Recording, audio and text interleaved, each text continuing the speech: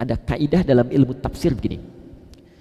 Kalau sesuatu disebutkan dalam bentuk khusus, spesifik, ya, di dalam Al-Quran atau di dalam hadis, maka kalimat yang khusus itu ingin menunjuk kekhususannya.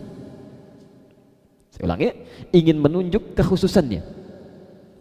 Tapi kalau kalimatnya disebutkan dalam bentuk umum, tidak disebutkan spesifiknya, maka itu berbentuk keumumannya yang bebas kita untuk memilihnya.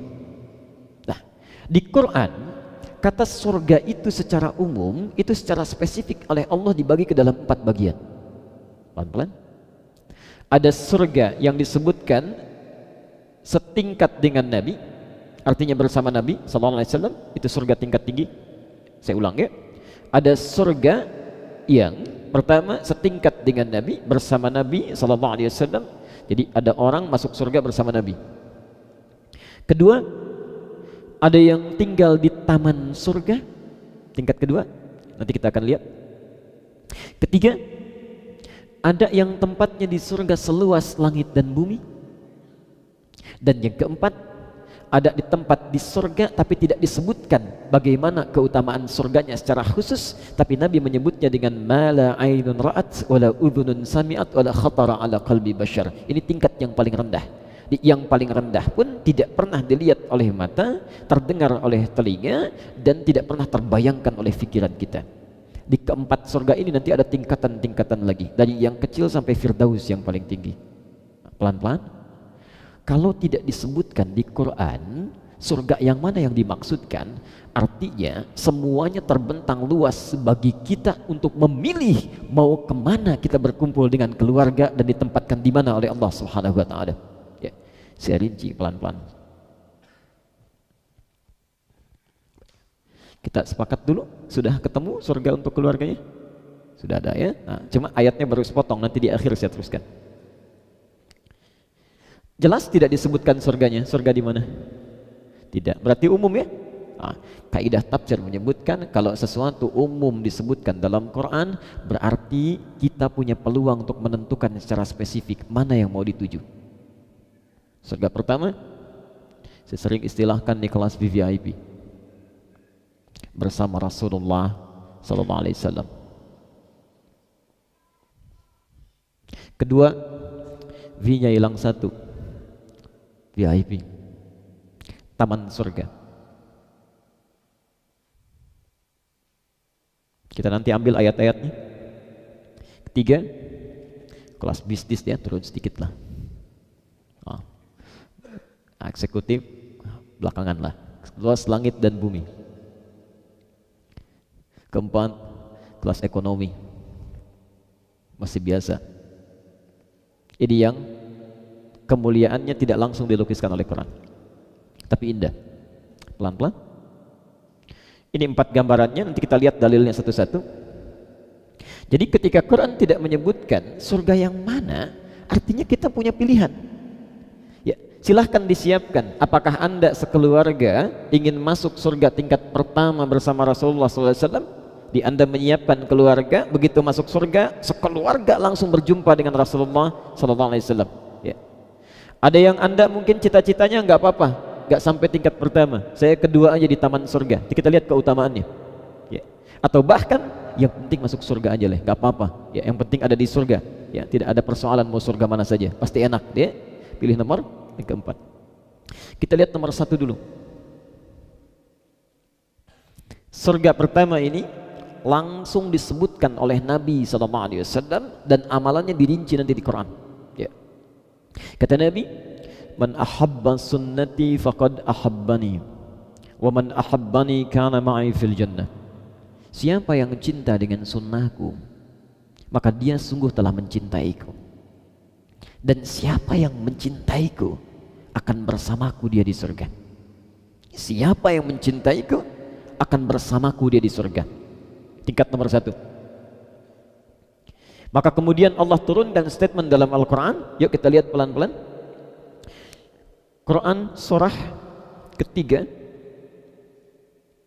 ayat 31.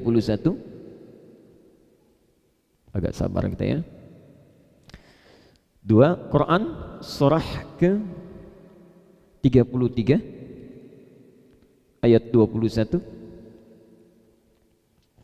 Tiga, Quran surah ke 59 ayat 7. Terakhir, Quran surah ke 75 ayat 22 sampai 23. Ini keindahan tingkat surga yang pertama. Pelan-pelan. Baik. Bapak Ibu sekalian, kita mulai bahasan yang pertama. Ada orang-orang yang diberikan pilihan memungkinkan bagi dirinya bahkan sekeluarga besar masuk tingkat surga nomor pertama bersanding dengan Rasulullah sallallahu alaihi wasallam. Ya. Kata Nabi, "Man ahabba sunnati faqad ahabbani wa man ahabbani kana ma'i fil jannah." Siapa yang cinta dengan sunnahku, sungguh dia telah mencintaiku. Lihat syaratnya, mencintaiku. Wa man ahabbani, dan siapa yang mencintaiku, kana ma'i fil jannah, aku pastikan dia akan bersamaku di surga nanti. Ya. Maka turunlah kemudian ayat-ayat Quran. Sekiranya kita ingin mencoba meraih itu, bagaimana caranya? Ya. Quran surah 3 Ali Imran ayat 31.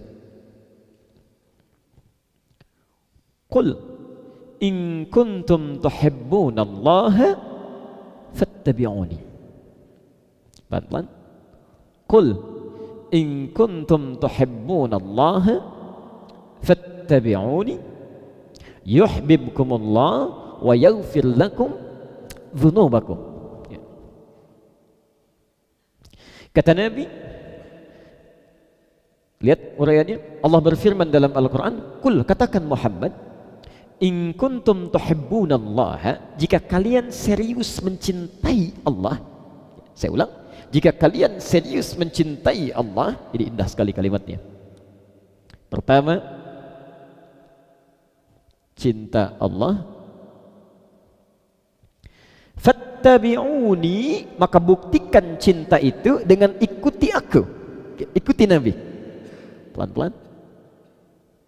Ikuti Nabi sallallahu alaihi wasallam. Katakan Muhammad, jika kalian serius mencintai Allah, maka buktikan cinta itu dengan mengikuti aku. Ikuti tuntunan Nabi Muhammad sallallahu alaihi wasallam. Pelan-pelan. Perhatikan sini di hadis tadi, siapa yang mencintai sunnahku, maka dia telah mencintaiku. Siapa yang mencintaiku, maka dia bersamaku di surga, bersama Nabi sallallahu alaihi wasallam di surga. Sekarang lihat ayatnya. Kata Allah, ketika ada seseorang yang menginginkan bersama Nabi di surga, mengikuti Nabi, yang paling menarik, kalimat mengikuti Nabi ini disandingkan dengan cinta kepada Allah Subhanahu wa taala. Qul in kuntum tuhibbunallaha fattabi'uni. Kalau kita artikan dari belakang dulu, ya dari belakang, dari fattabi'uni, artinya ada orang-orang yang dalam hidupnya selalu berkeinginan mengikuti Nabi dalam kehidupannya, maka orang-orang ini bukan hanya ditempatkan oleh Allah bersama Nabi nanti, tapi disebut sebagai orang yang paling serius mencintai Allah. Cinta Anda pada Nabi bukan sekedar menjadikan Anda akan singgah bersama Rasulullah, tinggal di satu tempat, tapi menjadikan Anda pula dicintai oleh Allah Subhanahu wa taala. Pelan-pelan. Yuk, apa konsekuensinya? Satu, orang yang dicintai oleh Allah Subhanahu wa taala, saat dia bersama Nabi nanti, maka saking cintanya Allah kepadanya, diberi kesempatan langsung melihat Allah tanpa hijab. Sekarang bisa lihat Allah? Tidak. Tapi nanti ada orang-orang yang diberi kesempatan oleh Allah langsung melihat Allah tanpa hijab, dan mereka bukan Nabi, bukan Rasul. Quran surah ke-75 ayat 22 sampai 23. Paling kiri posisinya sebelah atas. Wujuhu yawma idzin nadhirah.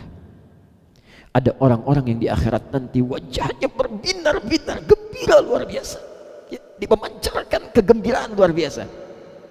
Apa yang terjadi dengan mereka? Ila rabbiha nadhirah. Karena mereka berhasil melihat Tuhannya Allah tanpa sekat sedikit pun, ya, tanpa sekat sedikit pun. Saya mau tanya begini, ada saat kita berkehidupan, misal ya, ada yang selalu memberikan kebutuhan kita. Anda butuh sesuatu, diberikan. Salah, dimaafkan. Dosa, diampuni. Sakit, disembuhkan. Apapun diberikan. Ya, Masya Allah. tapi Anda tidak pernah bertemu dengannya, kira-kira ingin tidak berjumpa? Kalau satu kali meminta kita untuk bertemu, mau nggak ketemuan? Tapi kok dalam keseharian tidak terbukti itu. Ketika dipanggil dalam sholat, ya, 5 waktu memanggil kita itu. Kadang-kadang dipanggil misalnya jam 8, ya, maaf, subuhnya jam 4:30, ya, datang kadang-kadang jam 5, datang kadang-kadang setengah 6. Dipanggil zuhurnya 12:08, tadi aja Jumatan 12:08, kadang-kadang datang baru khatib saat naik ke atas mimbar, atau bahkan ada yang datang saat sholat baru akan ditunaikan, ya. Katanya ada kerinduan. Orang rindu itu bahkan seharusnya sebelum dipanggil sudah datang, ya. Ada yang menarik nanti di Quran, tingkat keimanan dibagi 3 bagian, tingkat kerinduan dibagi 3 bagian, ya. Jadi ada orang-orang yang saking rindunya sebelum dipanggil dia sudah datang. Quran surah ke-2 Al-Baqarah ayat 151. Fadhkuruni adzkurkum. Ingatlah kalian kepadaku, maka aku akan ingat kepada kalian, ya. Ingatlah kalian kepadaku, maka aku akan ingat kepada kalian, kata Allah, ya. Perhatikan, ada orang-orang yang ingat kepada Allah saat dipanggil saja. Misal adzan subuh 4:36 misal saja, Allah ingatkan dia lewat azan, Allahu Akbar, Allahu Akbar. Begitu dipanggil dia baru ingat, ya, dipanggil ingat. Maka orang seperti ini akan diingat oleh Allah saat dia memanggilnya saja.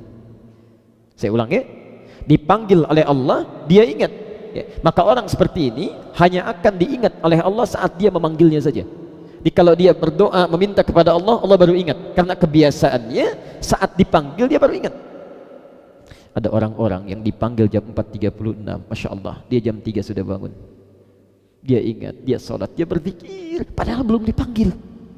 Maka orang seperti ini Allah akan mengingatnya bahkan sebelum dia memanggilnya. Allah akan memberikan kebutuhannya sebelum dia memintanya.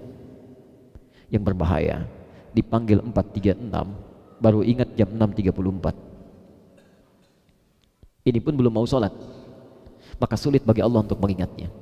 Nah, ada orang-orang yang saking rindunya dengan Allah, dia bangun, dia tunggangi, dia kerjakan amalannya di akhirat, bukan sekedar berjumpa dengan Rasulullah SAW, tapi pertama kali memasuki surganya diperkenankan langsung melihat Allah tanpa sekat. Wujuhu yawma idzin nadhirah ila rabbiha nadhirah. Ada orang-orang yang luar biasa wajahnya gembira karena mampu melihat Tuhan yang dirindukannya, berusaha keras saat di dunia tanpa hijab dia. Nah, sekarang kalau Anda punya keinginan masuk surga bersama Nabi dan dicintai langsung oleh Allah Subhanahu wa taala, perintah Qur'annya kan ikuti Nabi. Bagaimana cara mengikutinya? Apakah ikut salatnya saja? Salatnya sesuai dengan Nabi, tapi lisannya tidak sesuai dengan tuntunan Nabi. Puasanya seperti sifat puasa Nabi, tapi perilakunya tidak seperti perilaku Nabi. Sekarang kita akan bertanya, bagaimana caranya supaya kami sekeluarga bisa masuk surga tingkat pertama ini, berjumpa dengan Nabi, melihat Allah tanpa sekat? Apa amalannya ya Allah? Kita tanya Quran dulu. Dijawab di Quran surah ke-59 ayat 7 itu. Lihat pelan-pelan. Kita runtutkan dulu, ya. Mohon maaf kalau saya sedikit cepat, karena waktunya agak mepet ke Isya. Nanti saya lambatkan lagi ritmenya, ya. Quran surah 59 Al-Hasyr ayat ke-7. Wa ma atakumur rasulu fakhudhuhu wa ma nahakum anhu fantahu. Lihat rumusnya. Kata Al-Quran, kalau ada orang yang ingin masuk surga tingkat pertama, bersanding dengan Nabi, melihat Allah tanpa hijab, maka syaratnya ikuti Nabi. Kita bertanya lagi, apa yang diikuti dari Nabi? Kata Quran, ma itu ismun mausulun yadullu alal amiyah, ya, kata yang menunjukkan pada satu keadaan tapi sifatnya luas, tanpa batas. Lawannya man. Kalau Anda temukan di Quran kalimat man itu menunjuk pada orang tanpa batas. Bisa laki-laki, perempuan, tua, muda, siapapun itu man. Tapi kalau disebutkan ma itu menunjuk pada keadaan atau benda yang tanpa batas, ya. apapun itu. Diseakan-akan Quran mengatakan wa ma atakumur rasulu, dan segala keadaan yang melekat pada Nabi dituntunkan pada kita itu yang diikuti. Ya. Ini bukan cuma salatnya saja, bukan cuma puasanya, bukan cuma baca Qurannya, tapi segala yang melekat pada Nabi dibawa dituntunkan kepada kita itu yang diikuti. Dan segala yang dilarang oleh Nabi ditampilkan pada kita itu yang dijauhi. Masya Allah. Sekarang kita bertanya, terakhir bagian yang pertama ini, kalau kita bertanya, ya Allah, kalau segala yang dibawa Nabi kemudian dituntunkan kita ikuti, segala yang dilarang kemudian kita jauhi, itu masih luas. Ada nggak yang lebih spesial, spesifik kepada kami? Seperti apa tuh yang dilarang, seperti apa yang dituntun? Ya. Maka di ayat terakhir Quran surah 33 ayat 21. Di sini saya berhenti dulu.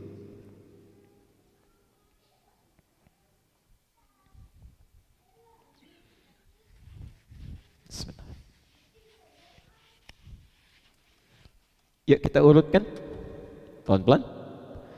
Sekeluarga ingin masuk surga, pilihan pertama bersama Nabi dan dicintai oleh Allah.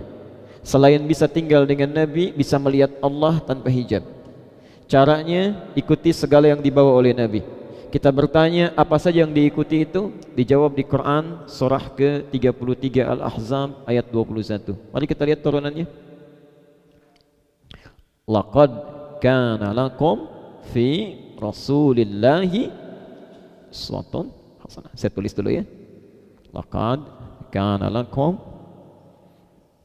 fi Rasulillahi uswatun hasanah.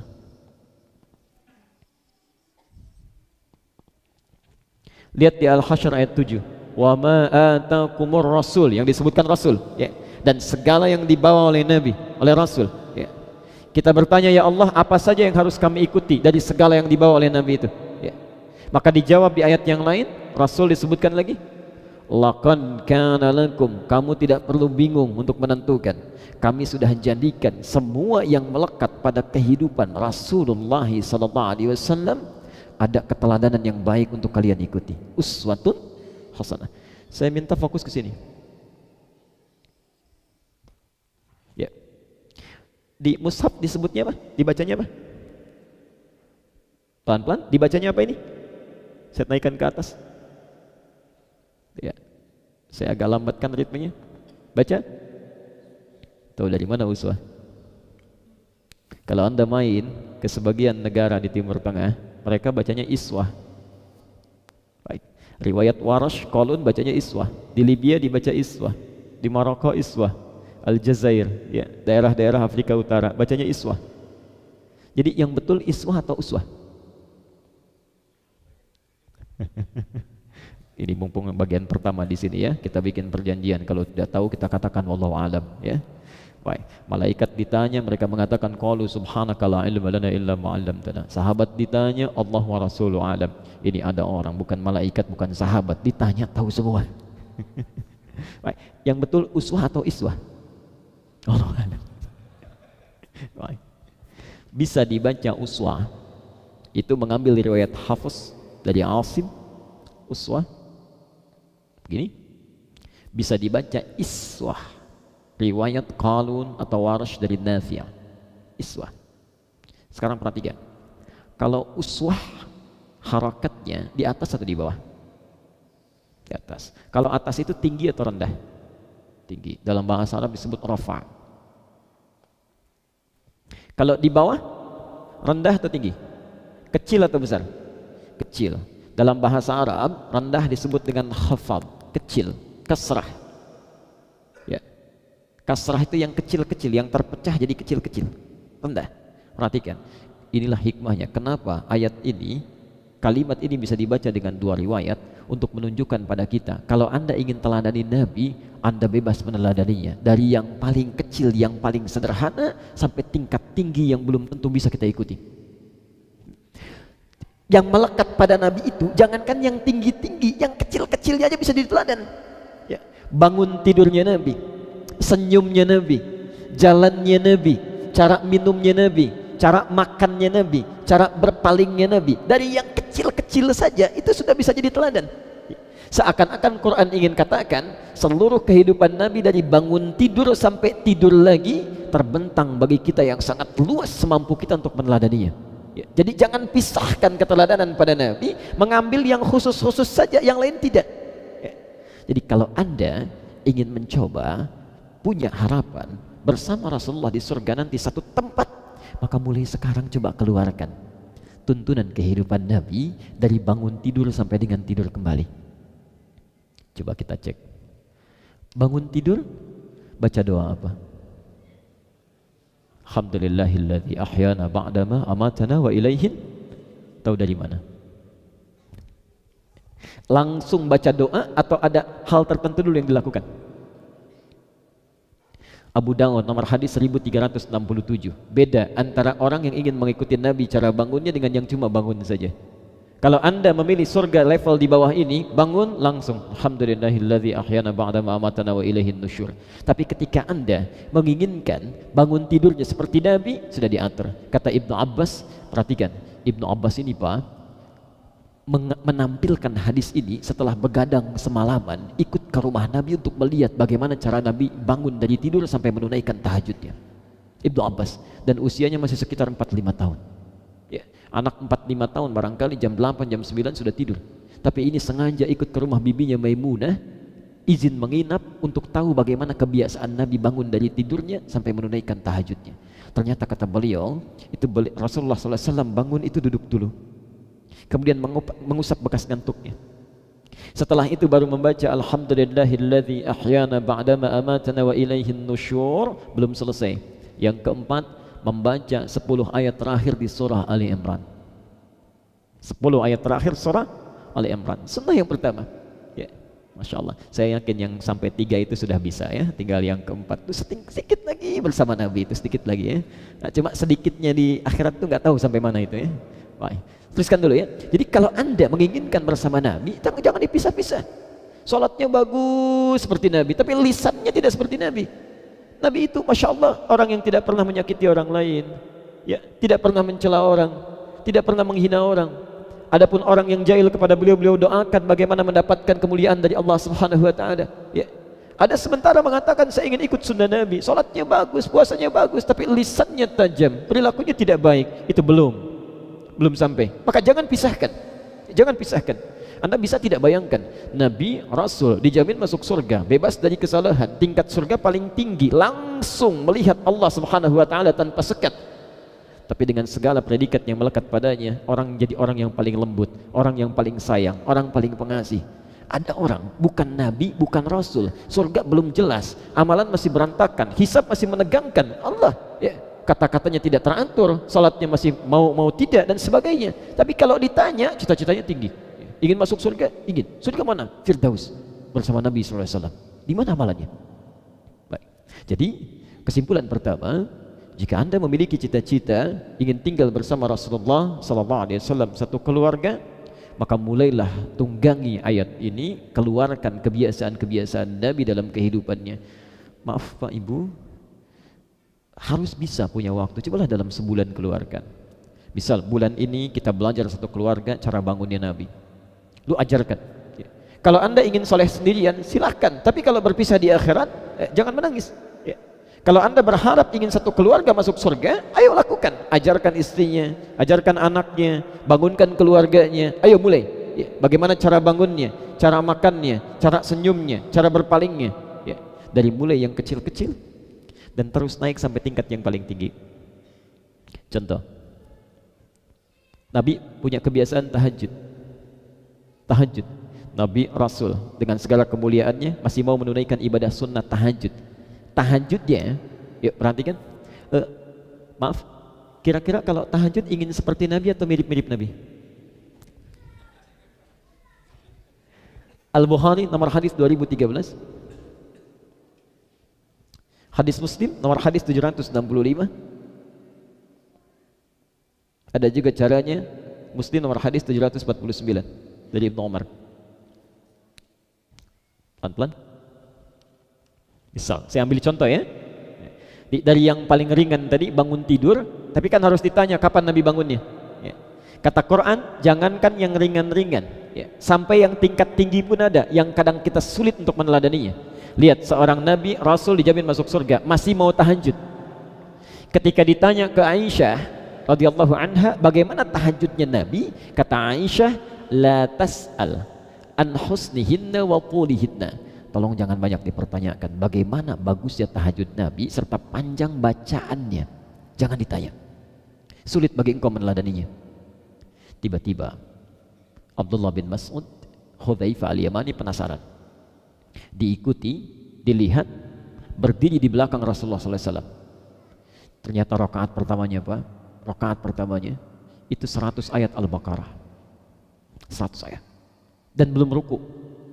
Dikira Abdullah bin Mas'ud akan ruku, ternyata nyambung ke Ali Imran. Dikira akan ruku, ternyata nyambung ke An-Nisa. Rakaat pertama baru berhenti di An-Nisa ayat 176. Setelah itu baru ruku. Seorang nabi, rasul, jaminan surga sudah melekat, masih mau menunaikan tahajud, rakaat pertamanya 5 juz 4 halaman. 5 juz 4 halaman. Setelah peristiwa itu Abdullah bin Mas'ud dan Hudzaifah al-Yamani tidak ikutan lagi belakang. Ya, kata Abdullah bin Mas'ud, bukan capek, saya khawatir tidak khusyuk karena selalu menduga kapan itu Nabi rukunya. Kapan Nabi rukunya? Karena penasaran terus. Ya, makanya wajar kata Aisyah saat beliau itu terkena tangan dengan kakinya Nabi, ya, kemudian terbangun melihat kakinya bengkak. Itu bengkak itu belum selesai tahajudnya. Rakaat pertama 5 juz 4 halaman. Yang mesti Anda tanyakan seorang nabi, rasul, surga sudah ada jaminannya. Jangankan yang sholat fardu, sholat sunnah pun dikerjakan juga sampai bengkak kakinya. Ini ada orang surganya belum jelas, ya, hisab masih menegangkan. Jangankan yang sunnah, yang fardu saja masih terlambat, ya. Tapi yang paling menarik, kalau Anda ingin mencoba mengikuti Nabi, silahkan. Amalannya sangat dibentangkan dalam kehidupan, dari yang paling sederhana sampai yang paling tinggi. Nah, sekarang pilihannya, teruskan dulu ayatnya di Quran surah At-Tur ayat 21 itu. Lihat ujung ayatnya. Wa ma alatnahum min amalihim min syai'. Di sini saya akan berhenti dulu. Dan kami tidak akan sia-siakan kalau ada anggota keluarga saling bekerja sama untuk mewujudkan pertemuan mereka di surga itu. Ada isyarat di Quran.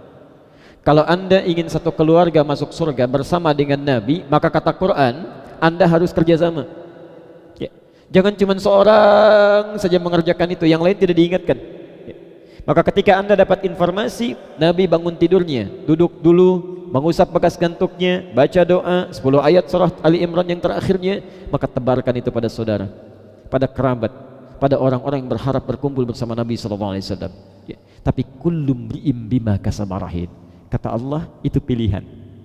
Silahkan. Kalau Anda, maaf, punya keinginan mewujudkannya, silahkan. Tapi kalau Anda pun ingin masing-masing, resikonya silahkan tanggung di akhirat nanti. Yang mau saya sampaikan, saya tutup dulu sebentar karena adzan akan berkumandang. Sahabat Nabi saja untuk mengejar pertemuan dengan Nabi ini, investasinya luar biasa, Pak. Saya beri contoh. Abbas, paman Nabi, punya anak kedua laki-laki namanya Abdullah, anak pertamanya Fudail. Abbas itu pebisnis, pengusaha, sibuknya luar biasa. Tapi saking inginnya berjumpa kembali dengan Nabi, satu tempat, keluarga di dunia, keluarga di akhirat. Apa yang dilakukan? Dalam kesibukan bisnisnya masih mencari peluang untuk mengikuti ta'lim Nabi. Tapi yang hebat, saat tak mampu mengikuti ta'lim Nabi karena kesibukannya, maka anaknya akan diinvestasikan untuk mendengar ceramah-ceramah Nabi SAW, hadis-hadis Nabi SAW. Maka ketika lahir anak keduanya Abdullah, langsung disimpan di majlis Nabi dalam keadaan masih merangkaknya, masih jalannya. Saat Abbas tak bisa ikut ta'lim Nabi, beliau titipkan anaknya. Boleh bapak gak bisa, anak harus dapat. Apa yang terjadi? Saat Rasulullah wafat, usia anak itu masih 13 tahun, bapaknya hafal 200 hadis, anaknya hafal 2000 hadis. Umar bin Khattab dalam kesibukannya melihat Abbas ketika Nabi pindah ke Madinah, ya, maka beliau melihat perilaku Abbas ini, langsung membuat rumah di depan kamarnya Nabi SAW. Dan persis di depan rumah Nabi ini dibuat kamar untuk anaknya Abdullah lagi, Abdullah bin Umar. diberikan jendela yang langsung menghadap ke rumah Nabi SAW. Lihat visinya. Kalau Abbas anaknya nunggu di tempat taklim Nabi, anak saya akan mengintip-ngintip Nabi sejak keluar dari rumahnya. Ya. Di Abbas punya anak, nunggu di tempat taklim Nabi, anak saya akan melihat Nabi sejak keluar dari rumahnya. Karena itu nanti Ibnu Umar lebih banyak meriwayatkan hadis dibandingkan dengan Abbas, Abdullah bin Abbas. Yang hebat ibu perempuan, namanya Malikah, single parent, punya anak namanya Anas. Di sini kita tutup. Anak Abbas nunggu di tempat taklim Nabi. Anak Umar untuk ngintip-ngintip ke rumah Nabi. Anak saya harus masuk ke rumah Nabi. Anak saya mesti masuk ke rumah Nabi. Maka digenggamlah tangannya yang berumur 10 tahun itu, dibawa ke rumah Nabi, disampaikan pada Rasulullah. Kita tutup. Ya Rasulullah, ini ada anak yang sangat cekatan, mohon terima menjadi pembantu Anda. Seorang ibu membawa anaknya, dimintakan menjadi pembantu Nabi SAW. Bagaimana kisahnya, bagaimana perjuangan mereka, dan bagaimana upaya mereka bahkan setelah Nabi wafat, kita akan lihat setelah menunaikan salat Isya berjamaah. Assalamualaikum warahmatullahi wabarakatuh. Alhamdulillah, wassalatu wassalamu ala rasulillah, wa ba'du. Bapak Ibu sekalian, saudara-saudariku, kita mencoba melanjutkan kembali bahasan kita tentang bagaimana menyiapkan keluarga besar supaya bisa masuk ke dalam surga dengan pilihan-pilihan yang telah ditampilkan dalam Al-Quran Al-Karim. Baik, kita telah bahas pilihan pertama dalam Al-Quran. Jika Anda menginginkan sekeluarga masuk surga, maka kata Quran, perjelas dulu visinya, mau surga yang mana. Lu mulai dari situ turunkan amalannya, tunggangi itu dan siapkan sesuai dengan harapan dan keinginan kita. Pertama, surga bersama Nabi SAW dengan predikat yang dicintai oleh Allah. Ya, konsekuensinya dari itu semua kita diminta beramal soleh yang akan melahirkan sesuatu yang sangat luar biasa sebagai balasannya. Karena Allah cinta dengan orang ini. Di Quran surah 75 ayat 22 sampai 23, dia diperkenankan bisa melihat Allah tanpa hijab sampai wajahnya berbinar gembira luar biasa. Ya. Kemudian dia tinggal bersama Rasulullah SAW dan abadi, tidak dipisahkan dalam kehidupan surganya. Ya. Yang paling luar biasa, jika Anda menginginkan ini semua, maka kata Quran, siapkan amalan-amalannya dengan berjamaah, satu keluarga, dengan cara mengikuti kehidupan Nabi SAW tanpa tidak dipisahkan sedikit pun. Dari mulai persoalan yang paling sederhana, iswah, sampai dengan hal-hal yang mungkin cukup sulit atau kompleks untuk diikuti sesuai batas kemampuan kita, atau uswah. Baik, saya tadi berhenti pada pembahasan sahabat saja yang tinggal semasa dengan Nabi SAW begitu serius yang menyiapkan keluarga mereka untuk tinggal dengan Nabi. Maka bagaimana dengan kita yang bukan sahabat, belum pernah berjumpa dengan Nabi? Lihat cara berpikirnya. Orang yang pernah tinggal dengan Nabi saja punya harapan besar supaya menyatu kembali, tidak dipisahkan. Saking gembiranya hidup dengan Nabi di dunia, punya harapan supaya tidak dipisahkan di akhirat nanti, satu keluarga besar. Maka seharusnya orang yang tidak pernah berjumpa dengan Nabi harus punya keinginan lebih dibanding mereka. Ya. Karena itu tadi saya sampaikan, sahabat-sahabat yang punya keturunan, punya anak-anak, punya keluarga besar, diinvestasikan oleh mereka supaya mendapatkan kelebihan sebagai bekal pulang nanti untuk berjumpa dengan Nabi. Ya. Maka Umar bin Khattab merasa keluarganya belum aman. Ini Umar ahli surga, anaknya banyak hafal hadis, tapi merasa belum aman. Ya. Abbas itu paman Nabi, tapi merasa belum aman dengan keluarganya. Maka beliau siapkan keluarganya, siapkan anak-anaknya. Bahkan seorang perempuan single parent bernama Malikah itu sampai punya visi yang sangat luar biasa dalamnya. Anak Abbas menunggu di tempat ta'lim Nabi, anak Umar ngintip-ngintip ke rumah Nabi, anak saya mesti langsung masuk ke rumah Nabi bagaimanapun caranya. Beliau paham Nabi orang lembut, paling baik, tidak akan mungkin merepotkan seseorang. Maka dikirimkan anak yang 10 tahun itu. Dikatakan, ya Rasulullah, ini anak begitu cekatan, mohon terima menjadi pembantu Anda. Ya. Ibu kira-kira mau tidak Bu, ada orang yang pribadinya mengikuti sunnah Nabi, diikuti baik, terus ibu ajak anak ibu tuh, Pak tolong titip anak saya jadi pembantu. Oh enggak? Tidak mudah. Tapi Malikah punya visi, ini Nabi pasti tidak akan merepotkan. Benar saja. Ternyata setelah 10 tahun membantu Nabi, kemudian Rasulullah SAW wafat, ditanya, hei Anas, apa yang pernah kau dengar selama membantu Nabi? Kata Anas bin Malik ini, saya tidak pernah mendengar satu kalimat pun saat membantu Nabi sampai beliau wafatnya, kecuali satu saja. Ya Anas, madza akhdumuka? Anas, apa yang bisa saya bantu? Anas, apa yang bisa saya bantu? Karena Rasulullah paham saat ibunya menitipkan sebetulnya bukan ingin jadi pembantu, tapi ingin belajar kehidupan Nabi SAW langsung di rumahnya. Maka saat Nabi makan, bekasnya cuci sendiri. Saat Nabi punya sesuatu yang sobek di bajunya, jahit sendiri. Saat sandalnya copot pun beliau sambungkan sendiri. Tidak pernah mengatakan, Anas bikinkan ini, Anas kerjakan itu, Anas lakukan ini. Saking pahamnya. Masya Allah. Baik. Abu Hurairah, nama aslinya Abdus Syams, ya. Kemudian dari Persia ini pindah masuk Kristen, ganti nama, ya, pindah, maaf. Kemudian tidak puas dengan kepercayaan barunya, dengar ada seorang Nabi di Madinah, berangkat langsung ke Madinah. Begitu melihat Rasulullah SAW, terpukau dengan beliau, dengan karismanya, dengan pesonanya, masuk Islam, berganti nama menjadi Abdurrahman. Perhatikan cara berpikir Abdurrahman ini. Sahabat lain sudah masuk Islam. Abdurrahman masuk Islam 3 tahun sebelum Nabi wafat. Tapi punya daya fikir yang luar biasa. Beliau merasa saya terlambat nih. Orang lain sudah masuk Islam duluan, saya ketinggalan. Maka cara berfikirnya, saya akan mengumpulkan amalan walaupun sebentar, yang dengan amal itu saya berkeinginan tidak akan dipisahkan dengan Nabi SAW di akhirat nanti. Maka saat sahabat menunggu di tempat taklimnya Nabi, ada yang menunggu di masjidnya Nabi, ada yang menunggu di tempat pekerjaan saat Nabi mengunjungi. Ini Abdurrahman bin Sakhr menunggu langsung di samping rumah Nabi, mengintip-ngintip ketika Nabi sejak mulai keluar dari pintunya di rumah, dilihatnya bagaimana cara jalannya, bagaimana cara nengoknya, bagaimana cara beraktivitasnya, diikuti kemanapun, dicatat. Masya Allah. Itulah sebabnya 3 tahun hanya berjumpa dengan Nabi sampai bisa menghafalkan 7.000 hadis dari Nabi SAW. 7.000 hadis. Yang paling unik, saat beliau mendapatinya langsung dari Nabi, seketika akan diamalkan. Lihat Nabi jalan, diikuti cara jalannya Nabi. Lihat Nabi makan, diikuti cara makannya Nabi. Lihat Nabi sholat, diikuti cara sholatnya Nabi. Sampai ketika Nabi mengatakan, meminta untuk berkasih sayang, jangankan pada manusia, tapi pada hewan sekalipun. Allah. Begitu kembali, tiba-tiba melihat ada seekor anak kucing kecil. Anak kucing kecil, kucing liar. Kalau kucing liar bahasa Arabnya itu hurrah, hurratun. Kalau kucing rumahan namanya kitpun, ya, diserap ke dalam bahasa Inggris menjadi kitty, ada Hello Kitty. Itu kucing rumahan. Baik, ya. Kalau kucing liar hurratun pakai hak besar. Anak kucing kecil disebut dengan Hurairah. Hurairah. Mendengar kata Nabi mesti sayang, diambil anak kucing kecil itu, dibawa oleh beliau. Saking ingin mempraktekkan sunnah Nabi, jangankan pada manusia, pada anak kucing.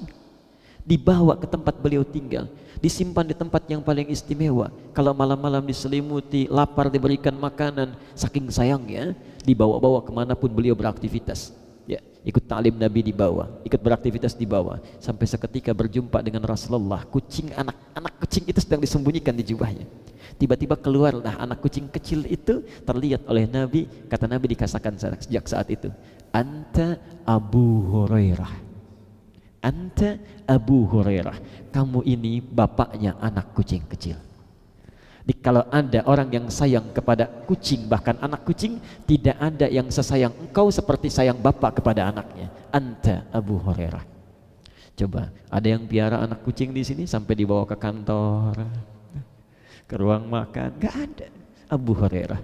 Ibu kalau mau silakan, karena belum ada Ummu Hurairah itu, ya. Baik, baru abunya saja. Silakan. Nah, lihat, semua catatan beliau didokumentasikan, dihafalkan, diteruskan kepada kita, seakan-akan ada pesan dari diri beliau bahwa saya pernah tinggal 3 tahun bersama Nabi, begitu indahnya. Saya cari bekal menghafal hadis dan menunggangi itu untuk bersama Nabi nanti. Maka Anda yang tidak pernah berjumpa dengan Nabi, baca ini hadis-hadis saya yang pernah saya tuliskan, tunggangi itu, praktekkan dalam kehidupan. Mudah-mudahan berjumpa dengan Nabi SAW. Sejauh mana kita tidak merindukan Nabi, orang yang paling sayang kepada kita, bahkan lebih daripada ibunda kita, paling sayang. Yang diingat di akhir kalimat hidupnya itu cuma kita, umatnya. Saat Nabi mau berkorban pun, lihat Ibnu Majah nomor hadis 3221 dari Jabir bin Abdullah. Kata Jabir, ra'aitu Rasulullah sallallahu alaihi wasallam hina yadhbah aqbala al-qiblah thumma qala. Perhatikan, saya sering kali melihat Nabi SAW saat berkorban menghadapkan hewan korbannya ke arah kiblat. Sunnah pertama, ya, jadi hadapkan dulu ke kiblat. Thumma qala, kemudian mengucapkan, lihat kalimatnya, Allahumma hadza min Muhammad wa ali Muhammad wa ummat Muhammad. Kemudian beliau mulai berkata, menunjukkan korbannya, ya Allah, mohon terima korban ini dari Muhammad, dari seluruh keluarga besar Muhammad, dan dari umatnya Muhammad sallallahu alaihi wasallam yang selama hidupnya sampai wafat mungkin dia belum bisa berkorban. Karena beliau rata-rata berkorban 100 ekor dengan hewannya. Anda bisa bayangkan, jangankan keluarganya, umatnya yang selama hidupnya belum bisa berkorban itu masih difikirkan oleh Nabi. Ya. Jadi Nabi itu orang kaya atau miskin? Kalau disebut kaya, lihat tempat tinggalnya. Kata Aisyah, saya bangun, tiba-tiba tangan saya terkena kaki Nabi, saya bangun, saya lihat Nabi SAW dalam keadaan sedang menunaikan salat. Ya, kakinya sampai bengkak-bengkak. Sampai ketika beliau salam dengan terseduh-seduh bertanya, ya Rasulullah, lima hakadha? Ya. Alam takun madmunan? Ya. Alam takun ma'suman? Rasulullah, kenapa mesti sampai begini menunaikan ibadah sunnah sampai kaki anda bengkak? Bukankah anda dijamin masuk surga? Dijamin masuk surga, kata Aisyah. Bukankah anda dijaga dari kesalahan? Kata Nabi, afala akunu abdan syakura, apa enggak boleh aku menjadi hamba yang bersyukur kepada Allah dengan semua jaminan kebaikan itu? Apa enggak boleh aku bersyukur? Saya mau tanya, bisa enggak terbayang seorang istri sedang tidur, ketika bergerak tangannya terkena kaki suaminya? Ingat, kaki suaminya. Tandanya apa? Bukan cuma sempit, RS 7 sampai 8, ruangannya sangat sempit sekali sehingga selonjoran saja susah. Baik, selonjoran saja itu terkena kaki suaminya. Dan tidak mungkin tangan terkena kaki kalau tidak tidurnya tanpa alas. Ya, kalau pakai kasur seperti sekarang, kenanya pahanya, kenanya pinggangnya, ini terkena kaki. Anda bayangkan, artinya alasnya begitu sederhana, ruangannya begitu sempit, Masya Allah, tapi masih bisa berkurban dengan 100 ekor. Jadi sebetulnya Nabi itu kaya atau miskin? Yang bilang kaya angkat tangan. Yang bilang miskin? Oh. Ternyata keduanya benar. Beliau kaya dalam urusan akhiratnya, tapi menjadi orang yang sangat miskin dalam urusan dunianya. Allahu Akbar. Nabi berkorban 100 ekor masih memikirkan umatnya tanpa mengambil bagiannya. Ada sementara yang mengaku umatnya baru kurban 1 ekor sudah berebut pahanya, berebut kepalanya. Kadang-kadang ada yang kurban kambing minta bagian sapinya. Malu sama Nabi. Apa? Saya kira ada sesuatu yang harus kita benahi. Ya. Itu pilihan pertama, silahkan. Jadi pulang dari sini, cara berpikirnya begini, sahabat saja yang berjumpa dengan Nabi masih merindukan bertemu Nabi, mereka siapkan. Masa kita yang belum pernah ketemu, di mimpi aja belum pernah, masa nggak punya cita-cita itu? Ya. Baik, jelas sampai sini? Itu baru yang pertama. Maaf, kita sepakati dulu karena kita belum bahas 3 yang lainnya. Kita sampai jam berapa? Baik, alhamdulillah. Boleh, silakan sampai jam 10 sampai jam 11 silakan, gak ada masalah. Baik. Tapi saya jam 9 mau pamit ya. Nah, antum silakan kalau mau diteruskan. Jelas nomor 1 ya, pilihan pertama. Jadi caranya nanti silahkan keluarkan pelan-pelan saja, tidak usah terlalu kita ingin semuanya, pelan-pelan ya. Misal rencana di bulan ini insya Allah ya, Masya Allah sudah masuk kepada Jumadal Ula sebentar lagi ya. Antum keluarkan misal bimbingan keluarga dalam tuntunan sunnah Rasulullah, Quran dan sunnah. Misal Anda yang para ayah, suami, keluarkan ayat-ayat Quran tentang ayah. Bagaimana peran ayah yang baik, lihat kehidupan Nabi. Ibu tentang ibu Qurani, lihat tuntunannya, lihat istri-istri Nabi ya. Nanti keluarkan, dan itulah qadar Allah kenapa istri Nabi lebih daripada 4. Karena ternyata setiap karakter perempuan di muka bumi itu terwakili melalui karakter istri-istri Nabi SAW. Dan dididik oleh Nabi supaya jadi inspirasi kebaikan nanti. Silahkan keluarkan ya. Ada bimbingan untuk anak, keluarkan semuanya, tilawahi itu, praktekkan. Maka tidak akan ada keindahan dalam rumah tangga kecuali yang nampak semuanya baik saja. Tidak percaya silahkan ya. Keluarkan pelan-pelan. Besoknya misal cara berkehidupan Nabi, cara kerjanya Nabi. Alhamdulillah kalau diwafatkan saat sedang meneladaninya, maka insya Allah mudah-mudahan Allah kabulkan kita bisa bersama Nabi SAW.